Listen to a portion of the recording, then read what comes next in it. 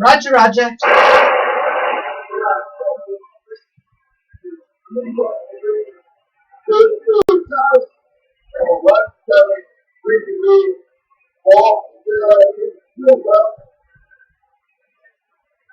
Yeah, I have that 3122 south. Boy, you've made some progress. 17340 east. Carry on.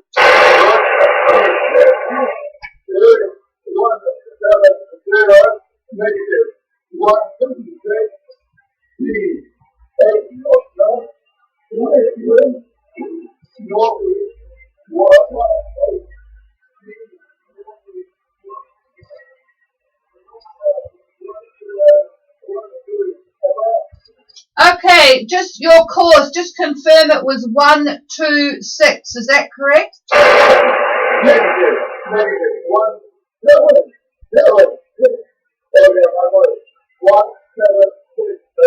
Okay, I got a bit confused there. That sounds better. Wow, she's going well, isn't she, Shandon? 8 knots, thank you for that. Northeast 8, you're lucky for that because we haven't got much here at all. Northeast 8 seems to be, there's a couple of other boats have reported a bit of wind. Malachite are at 3-3 and they've reported 8 knots northeast, so hopefully you will keep that with you for a bit. So that's excellent and all's well on board. Over.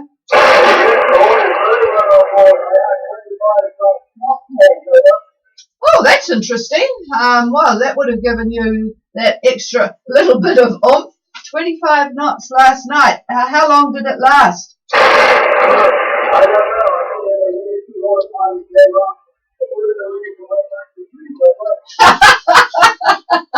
I reckon you single-handers get more sleep than the rest of us. So, yeah, that's a good thing about having a good, strong boat, isn't it? You know all will be well. So, autopilot doing a good job there. All right, Dave, I'm not sure that your signal is strong enough for Sue to hear. I'm sure she's listening to streaming at the moment, but she might listen later, have a sleep in. I know she was coming back yesterday afternoon. So, okay, well, that sounds good. And, I'm very surprised that we're copying you at that position. Its propagation has definitely changed. So, I will try again about the same time tomorrow. Over.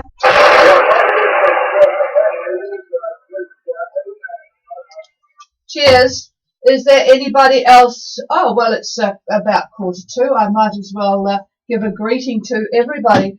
This is Gulf Harbour Radio, ZMH286, and Patricia and David. David has just walked in. We have just a beautiful day. We are really getting used to it, and what we're going to get in the weekend is going to be very upsetting. But yesterday, another absolutely flat, calm day. It was good for spraying for little loogies around the property. Flat, calm, and it got to about 25 degrees. I think our forecast today is for 24, but at the moment it is 18. That doesn't seem that long ago that I was reporting 13, but anyway, it's 18 degrees. And Wilderness, I know, was commenting on their reports that they still have shorts and t-shirts on. They were expecting to be rugged up by now on passage, but with this magnificent high sitting around, no one has to worry about that if you're coming in today or tomorrow. We've got only about 1 knot of northerly wind at the moment. It's 1015.3 and about less than 80% now. It was 80% before. I'd give it 70% cloud cover. So it's just very, very peaceful, and we will get this all day and probably tomorrow before, unfortunately, it changes. Malachite, just for those of you who are looking ahead, 33.43 they're at, 173.54. They've got 8 knots of northeast wind, 0.4 swell. Wow, what a way to come in. I bet the dolphins are around them. And those of you that tuned in early would have heard me talking to Shandon at 3122 and 17340. And he's got northeast 8 as well. But did comment that last night he had a spell of 25 knots. So a bit of something going through there. There is just a little bit of convection around. just scooting through.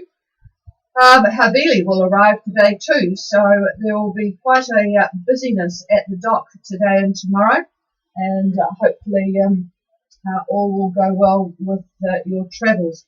Okay, I did give a report before to see if there was anybody out there. Just mentioned that Intrinsic, their email has just come in. Hi Lynn, 32 14 173 54. The wind dropped, unfortunately, at sunrise. It often does that, doesn't it? 5 to 10 knots they've got now from the northeast. Sounds the same as what everybody's looking at. 70% cloud and a half a metre. So they will be getting in Friday. So that sounds good. Is it still, what about Saturday morning? Is that a possibility, or is the wind coming up then? I'm just talking to David. Yeah, I'll cover all that. He's going to cover all that. All right, we'll leave it to him. I better not encroach on the weather subject. Oh, no, it's continuity.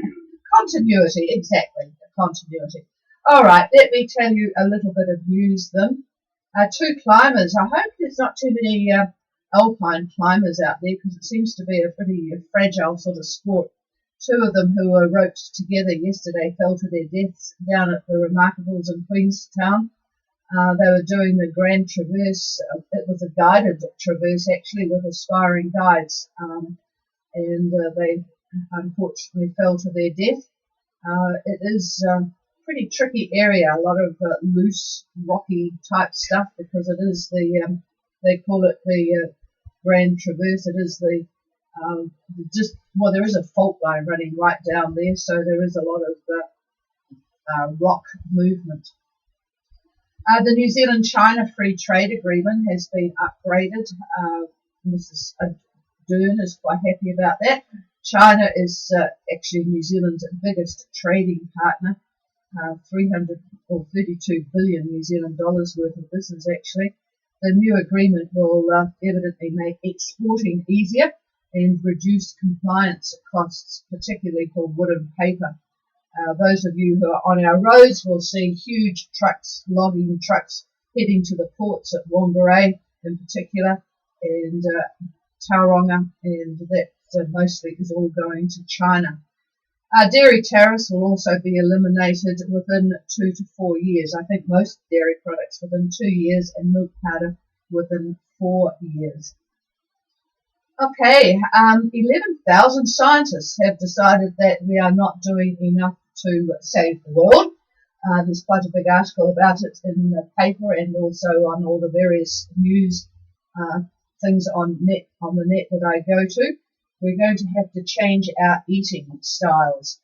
I'm not sure that that's going to be all that successful in our house. What kind of scientists are they? David wants to know what sort of scientists they are. But last night he had a very lovely meat sauce for his pasta. Did you enjoy your meat sauce? It was delicious. It was fantastic. I love Italian cooking. Well, there you are. And I am now going to announce to him and you that there was not 1 microgram of meat in the meat sauce last night. What? It was actually made with a product called corn. It's a mycoprotein. It's a fermented product. There is basically a very small amount of this fungi, actually. It's called fumatum. I've been hoodwinked. He had been hoodwinked. He's going to take a while to get over this. Anyway, this converts carbohydrates into protein. So our meat last night was a very high protein-rich product, high in fiber, low in saturated fat, no cholesterol. And there's one little bit of this fungi that ferments. It can make 1,500 tons of the stuff, mycoprotein. It's not vegan, actually, as it's also got egg white in it to add to the texture. And he's sitting there shaking his head, folks. Anyway, he has got a very good taste, and he really, really enjoyed it. He cleaned his plate. He raved about it for an hour afterwards, saying, "Wow, we haven't had a good meat sauce for a long time." I hope he's still able to do the weather shortly, because this is going to take him a while to get over. Okay, several men have been killed in southern Thailand. Muslim separatists, actually, with heavy weapons. not sure what the heavy weapons were, but they killed at least 15 volunteer officials at a security check. They've been around for about 15 years. I didn't actually know that Southern Thailand was this bad, but in the last 15 years they've killed about 7,000 people in the southern part of Thailand.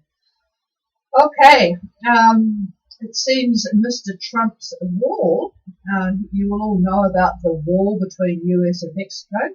Well, it is being trumped by what is planned in Europe. EU countries are going to be spending billions of dollars to improve border security and expansion of their border force. They've already spent about $1.08 billion on land borders since the end of the Cold War. They've built 1,000 kilometres of walls, mostly in the areas of Hungary, Austria and Slovenia. That was back in 2015. But the next budget period, which is for 2021 and 2027, they've dedicated over 8 billion euros to Border Management Fund, plus 1.9 billion euros towards an identity database for the border surveillance program called Eurosur, and another 11.27 billion to their border force, which is called Frontex. This is the outfit that uses the officers from the various member states to police their external borders. They are really getting, I think, fed up with the number of people swarming in from the various countries in the Middle East and Northern Africa, and finally doing something about it. I hope it's just not too late. Okay, what else have we got here? I'm still laughing at the fungi that David I knew it was a little different. Oh, now he's going to tell me that he knew there was a little difference, but he didn't know last night, folks.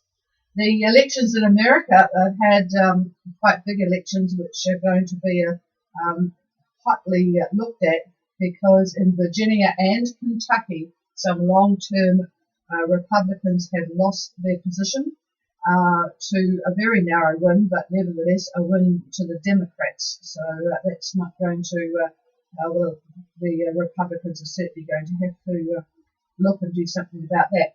Ryanair, I hope you people don't all get here safely and then get on an aeroplane that has troubles, because Ryanair have grounded 3 of their 737s, and this brings to 50 the number of 737s around the world that have been grounded due to cracks between the wings and the fuselage. They call them pickle stick cracks. It's to do with the way that they actually make the aircraft. So not too good there. What have we got? Dinner hour. Thank you, Amazing Grace. Less than 5% cloud cover with a light easterly, 5 knots. But I did see David showed me what's coming up in the weekend. Doesn't look very wonderful. And you haven't obviously got the email that has been sent to you. Lupan, good morning from sunny Whangarei, 20 degrees, although I did see that they're forecasting a bit of drizzle there later. So 20 degrees already in Whangarei, wow. Boy, I've been in Whangarei at the end of November because we always have our North Island pistol shooting there, and it's been freezing cold and windy and wet, so it's certainly not like that today. No wind in 1015. Our barometer is the same, 1015.3. It's pretty stable. Okay, we probably will move to the weather just after 8 this morning, and I did want to just reiterate, we seem to have quite a few new people listening on air at the moment, and to find out what the role of Gulf Harbour Radio is, it's all covered on our website, ghradio.co.nz. But I will repeat that we are here to, first of all, educate people gradually on weather in the South Pacific so that you are more confident about doing your own stuff. And also, as you well know, David does a very thorough job each morning of looking at the weather across the cruising areas in the South Pacific, the island groups and the passages between them, and down here to New Zealand and Australia. What we do not do is routing. Now, there are professional people that do routing, There's at least 3 that I know of. Rick Sheema has a very good reputation. There's Bruce Buckley over in Perth.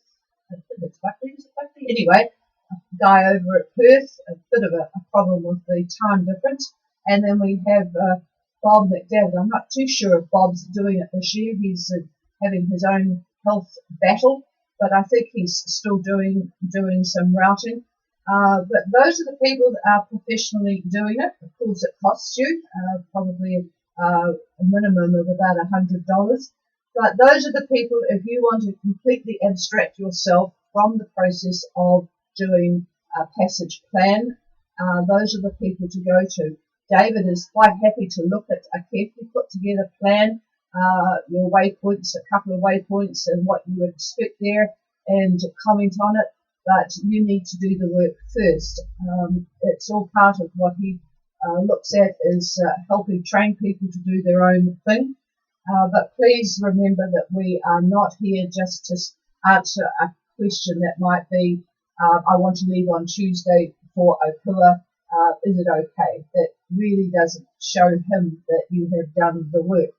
And if you are on the way, do let us know that you're going so that we do handle passage weather on that in the particular area that you're going to. If you don't tell us you're on the way, then we don't know. And at the moment, of course, he is covering passage weather because we know there are a lot of people on their way. Certainly the AIS is showing a vast number of little purple spots moving between the islands and New Zealand. So I just wanted to make that. We've had a bit of an issue with one boat that thought that they were going to get emails every day from us. That's not what we do. We have a radio program. It is live streamed for you to hear later if you want to have a sleep in. We do have email that we can respond to questions on specific subjects, but we certainly haven't got the time. We do actually have other things to do, believe it or not, although at the moment they're being put on the back burner whilst we deal with a lot of emails coming in and preparation for what is a rather annoying lot of changes in the weather in the South Pacific. David's going to be talking about that now. All right, I'm just going to check the frequency again. We seem to be a bit lucky with the frequency this week, but do remember, folks, that if we have troubles, we go to 8779, and if that all fails, we go to 8297. Okay, is there anybody that needs, I think just looking back from yesterday, I think we've got, we've got pretty much everyone covered that we were looking at covering. Katie G will be sending an email shortly. But I'll just see if I can copy Katie G actually. Katie G, Gulf Harbour.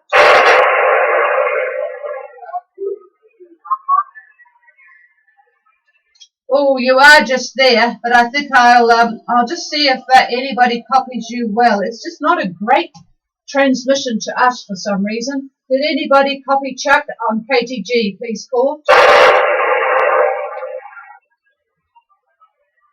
No, I'll try again after David's done the weather, and we'll go from there. And good morning to the others that have just joined us on streaming. Andy Armo, you might want to be listening to David shortly about your departure date, and Citrus Tart. They're on their way to Vono Island. I don't know where that is. Okay, here's David. Well, back to the pasta. You know how you have a meat pasta, and you can tell that it's got fat in the meat, right? The way you just feel it in your mouth. Well, that wasn't evident in the stuff, but it was delicious. So I don't know. I absolutely got hoodwinked on this, but she did a beautiful job on the sauce. I mean, the real secret is cooking the sauce all day, and that's pretty much what she did.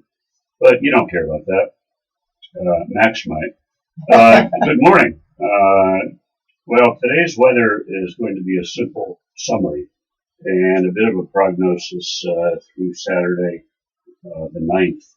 Now, tomorrow we'll talk take a fair amount of time to look at the frogs for those who have started the passage and maybe those that haven't quite made up their minds yet and are about to.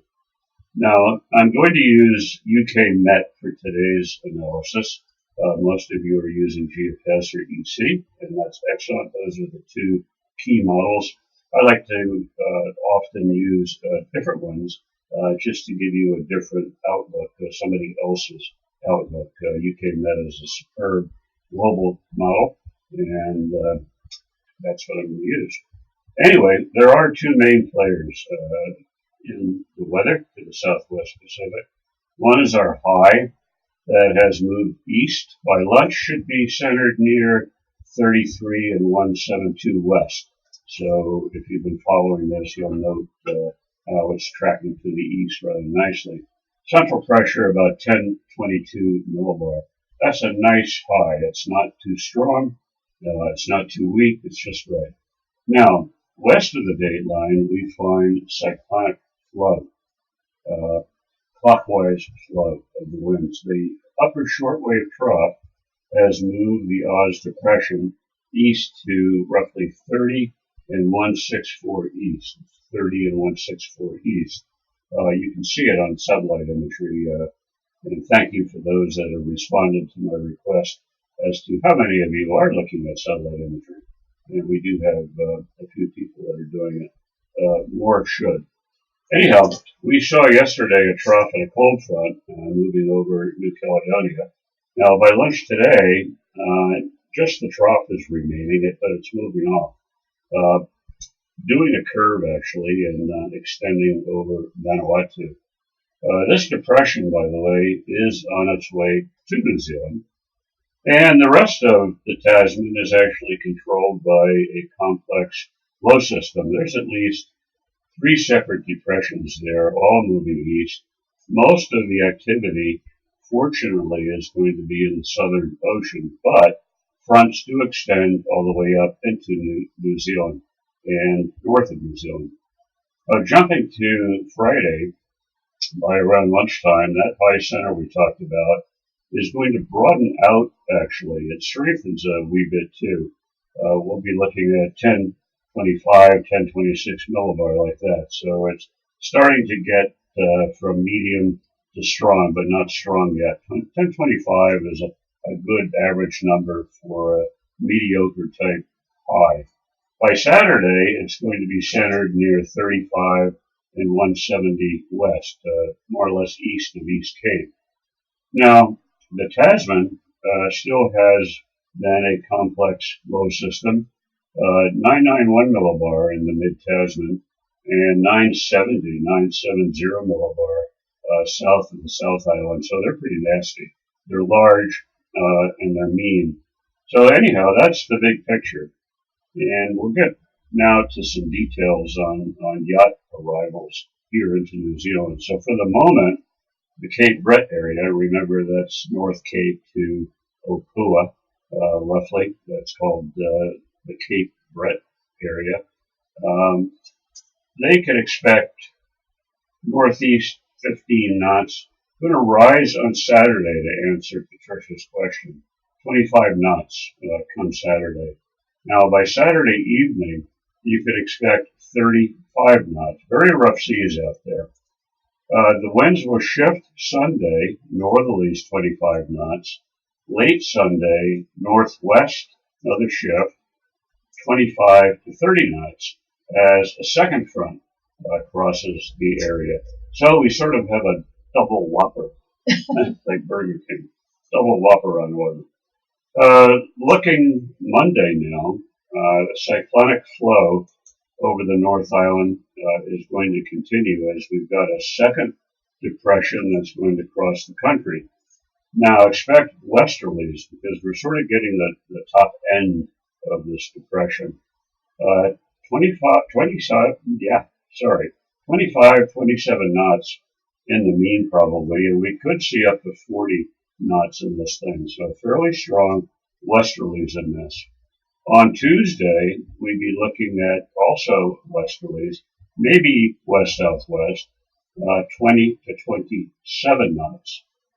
So maybe Monday into possibly Tuesday. Those of you that are stuck around 30 south, 26 south, 30 south, and you're hesitating about getting down into that mess, you do hold back, you possibly could start to head toward New Zealand.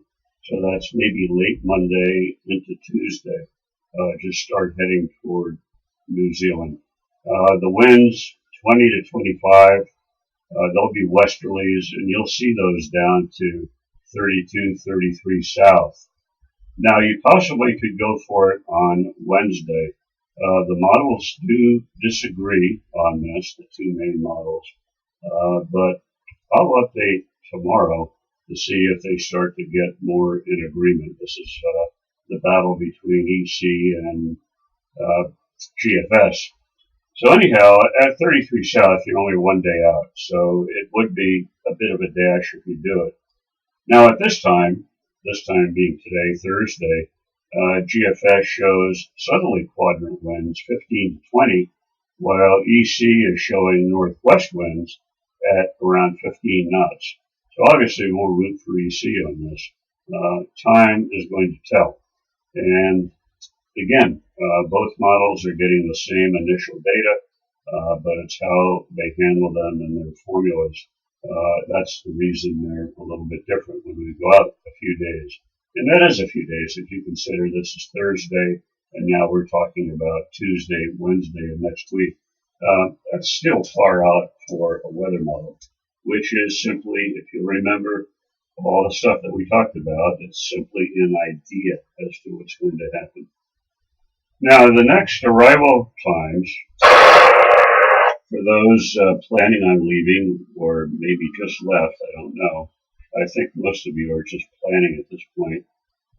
As the models have been changing quite frequently, really, it now looks like the 15th of November is a reasonable day to arrive. This is an arrival date. Now, northwest winds at that point, as a high 1022 millibar, moves east just past New Zealand. So that's going to give you some nice winds to slide into the country. It looks okay right through the 18th, actually. Now, the original 19th that I gave you, had been talking about, probably is still okay, but there may be a depression over mid-New Zealand at that point. So the winds up around the Opua area would be west to west-southwest. So it's probably bearable on the 19th. But then again, the models could be wrong, and that depression could be a little bit further south, or it may not have quite gotten to New Zealand, or it may have passed New Zealand. It's all a function of what the upper levels are doing. They're the driving force as to what happens on the surface. And anyhow, remember, all of this is 300 hours out. So it truly is only an idea, not anything you take to the bank, for sure. Now, the highs, by the way, that are remaining in the South Pacific area that we're traversing and thinking about traversing, they look to remain moderate between 1018, 1024 millibar. And this is exactly what I like to hear now. They're starting to get a bit mellow. Remember, the perimeter of big highs are where your strong winds are. And as a reminder, use the last two numbers in the external central pressure to give you the rough wind speed. So a 1030 high, 30 would be the winds you would expect on the perimeter. Just a rough rule of thumb that I use.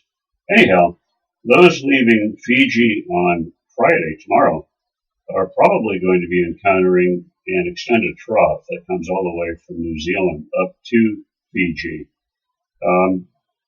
Now, not only do we have that in play, but that depression that I talked about, that was somewhat southeast of New Caledonia, that's going to join up at this trough as well.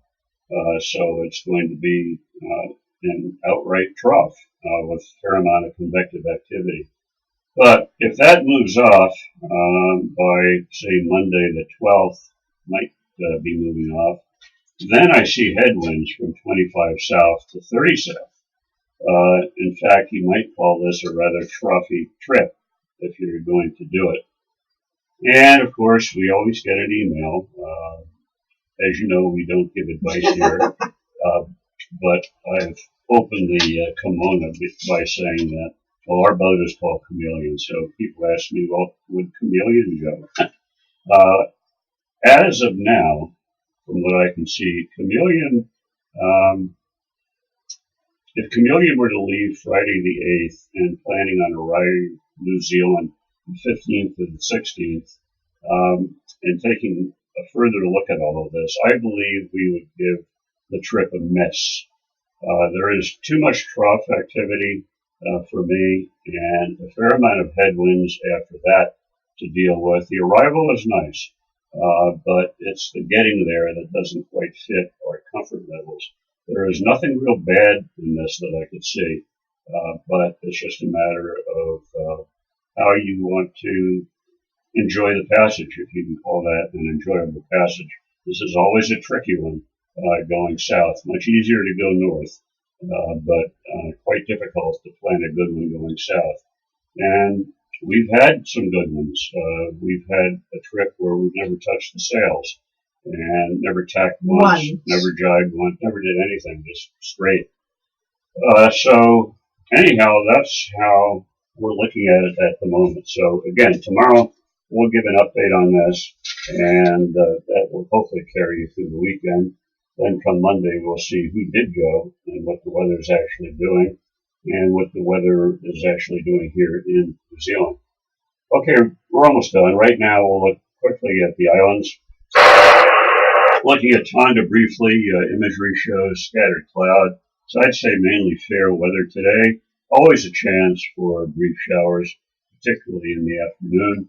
The winds today mostly easterly quadrant in the 15 knot range. Friday east to east southeast, maybe 10 to 15, and about the same on Saturday. Actually, a decent run to Minerva for those who want to do that or need to do that. Some of you may have to leave the country. So if you want to head for Minerva, it should be pretty good weather for doing that. I'll give you some barometer checks. Tonga Tapu early this morning, this says 10:15, millibar 1015, Vavau 1013, and the Hapais at the airport 1014. So do your barometer adjustments if you want. Fiji shows increasing cloud on imagery. I expect clouds going to continue to increase as that New Zealand trough and that associated low, what's left of it, joins up, and that draws closer to Fiji. EC still picks that disturbance with closed isobars just to the southwest of Viti Levu, and that has got plenty of convective activity involved in it. So those that leave today and tomorrow are going to encounter some aspects of this trough, although the winds are going to be in a fairly good direction, the northerly quadrant winds for the most part. Now this trough seems rather stationary right through the weekend, and that's not particularly good news. And that's right on the run line from Fiji to New Zealand. So if you want to avoid it, you're either going to have to go west or east to get out of it. Most people would probably go west. Then you're going to face headwinds early next week as you get closer to New Zealand and get far, in other words, further south. Okay, over to Vanuatu shows quite a bit of cloud to the north. It's part of that trough we talked about. So expect scattered showers in the northern and central areas. Luganville probably will see some rain. Due to a mild trough, as I said, light to moderate northwest winds are converging with southeast winds in the south. Friday, we could expect south-southeast to southeast up and down the chain, but fairly light, 10 to 15. And finally, New Caledonia looks great on imagery. That heavy stratus layer, the remnants of the trough, has moved off to the east. Winds today by lunch, mostly westerlies. I would say around 10 knots in our lagoon. They're feeding into that trough that has just departed. Wind southwest near Ile de Pan. Now, tomorrow, partly cloudy, winds light and variable, hard to tell what direction. Chance of showers, I would say. And Saturday, also light and variable. And Sunday, I think we're back to westerlies once more. And the actual conditions for this morning, early this morning, the outer reef, west-southwest to west, 11 to 15. Ile de Pan was southwest 4 to 10. And Noumea, north-northwest 6 to 10 knots. So that's it for me. Quite a bit of info to take in. So we'll be interested to see who goes, how many people are left. I think quite a few have already gone, already here in New Zealand, but be curious to know who's still up there. Okay, that's all I can think of. I'll pass it over to the chief, who actually pulled the wool over my eyes on this meat sauce. I think I'll hear about that, and I've been reminded, well, I didn't know actually, so you can't remind something about something you didn't know, but I have been told that it's Muhammad's birthday. Thank you, John, on Amazing Grace. It's on Monday, and therefore, I wouldn't have thought that Fiji was that Muslim-oriented, but evidently they have a holiday. So holiday fees apply on Monday because of Muhammad's birthday. So keep that in mind. I presume that you just check out ahead of time and hop around the corner or whatever. And it seems that they're all going to have dinner out as the scene of the great weather conflab this morning. So they'll require a lot of coffee, probably with a bit of addition to it after that, what you just said. Whistler are arriving tomorrow, 150 to go at Marsden, so 10 knots of east-northeast. So there's definitely a bit of wind up the track here a little bit. 19 degrees, how excellent, 20% cloud cover and only a half a metre swell, so they'll be steaming ahead. I just wanted to let you all know as well, I asked, because Noonside had asked about Samoa wanting their cruising permit that only seemed to be for 5 days. Well, I got a report from Bill and Penny on Sailing Vessel Lum, and it seems that that is correct, although people are arguing about it and getting up to 3 weeks. So it doesn't sound as if Samoa is very cruiser-friendly at the moment.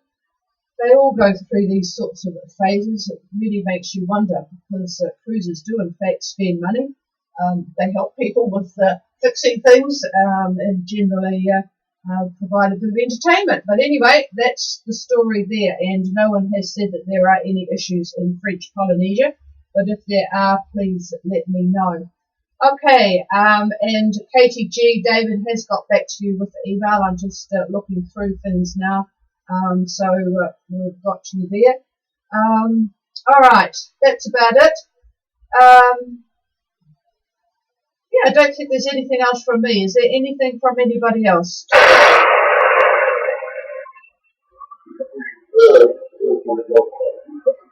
Ocean Pearl, Goldfather, go ahead.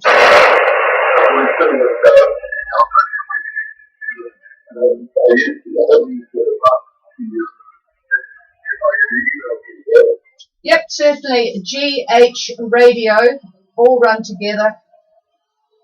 I should spell it, I suppose, but GH Radio at Extra, which is XTRA, no E, at extra.co.nz. So our email is ghradio@extra.co.nz. All right, so another one up there, probably going to be joining the great discussion this morning on what to do, whether to wait, when to go. Oh, what fun, analysis paralysis. Is there anybody else? I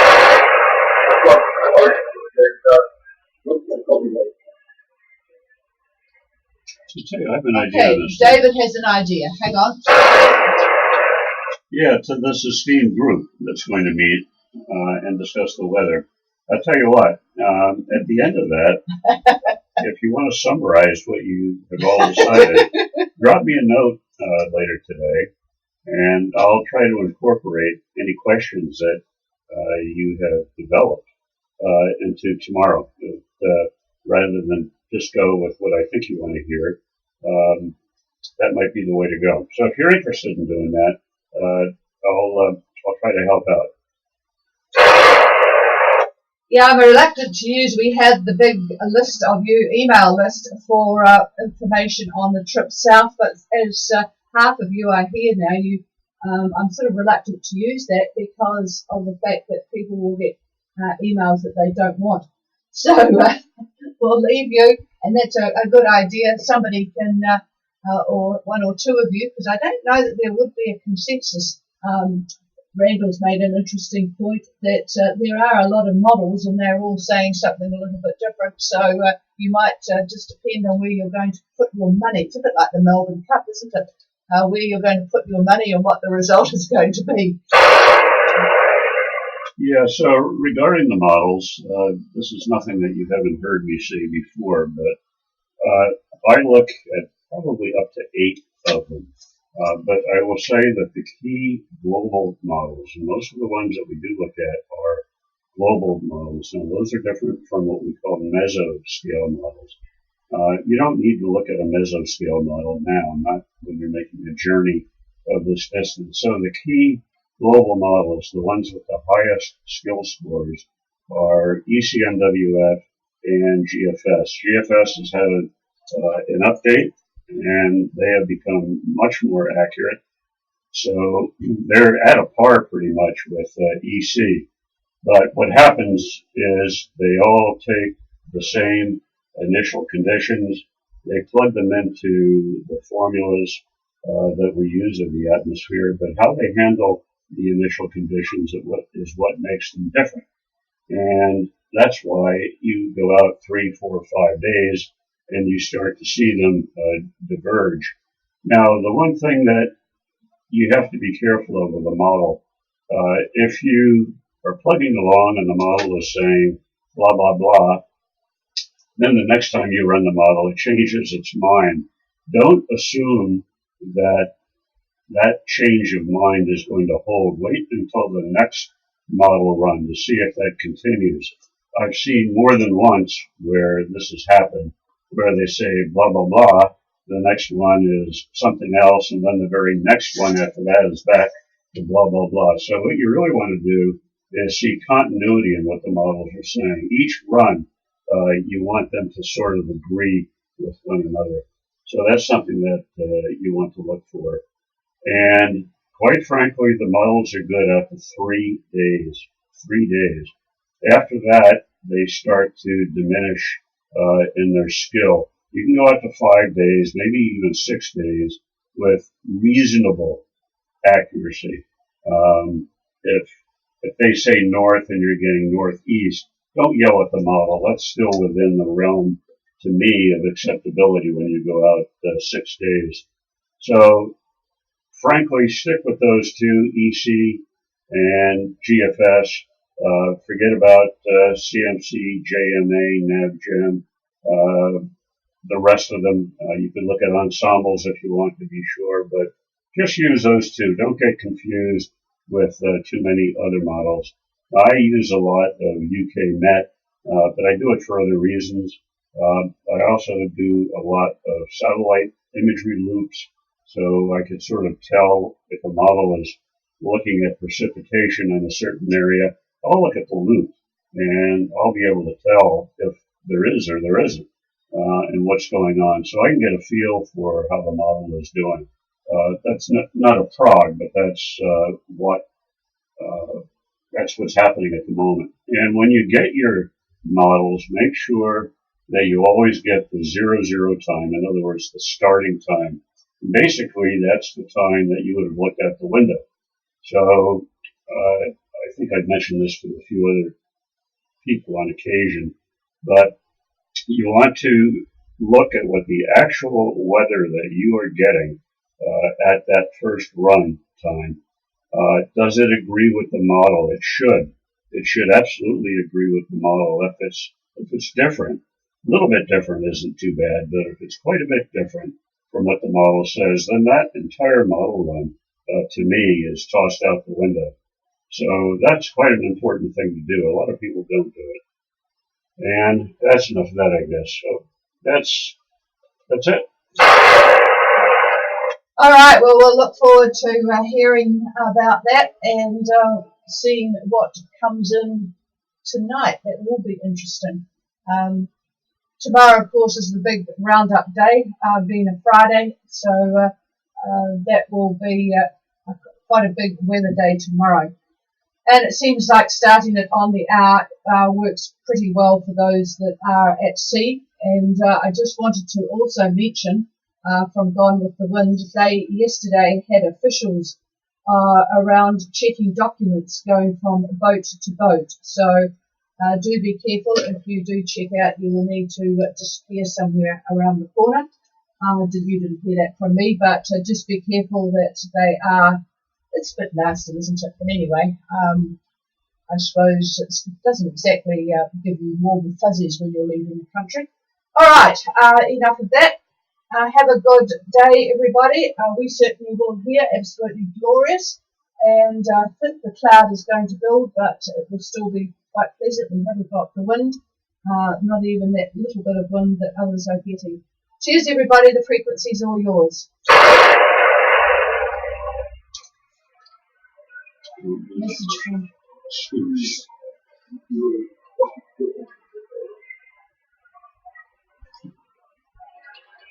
that?